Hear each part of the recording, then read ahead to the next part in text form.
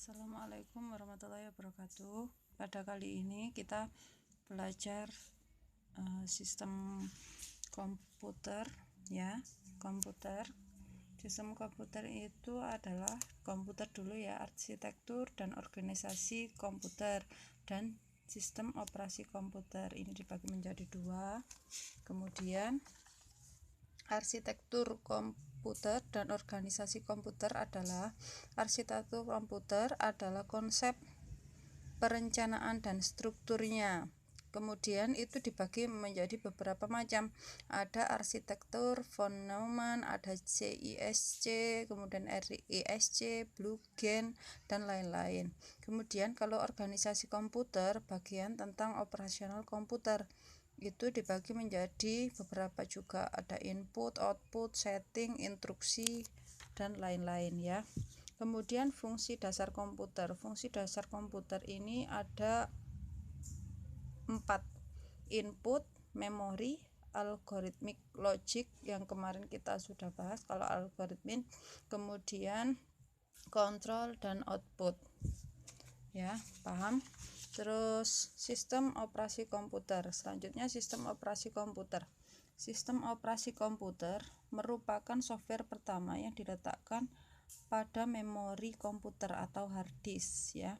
Kemudian fungsi sistem operasi itu adalah untuk mengawasi, mengatur dan mengawasi penggunaan perangkat keras oleh berbagai program aplikasi serta para pengguna atau user ya.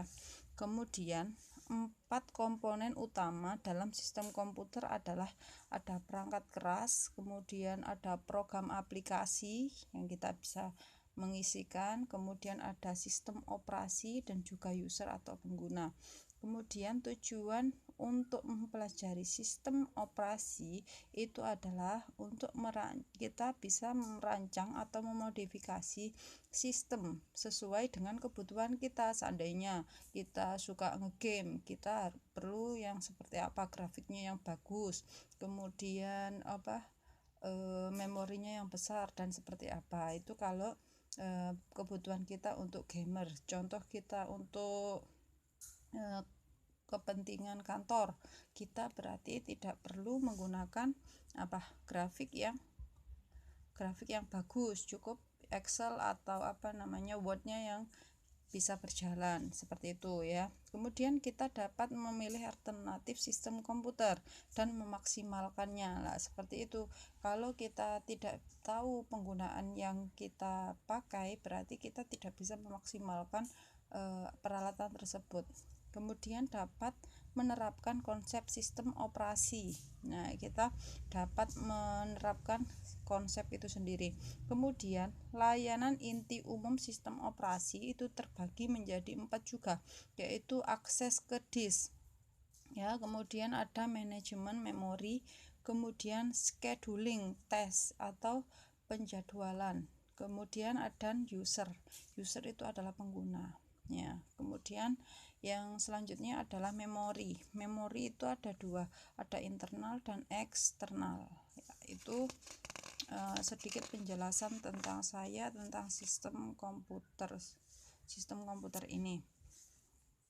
Kemudian untuk tugasnya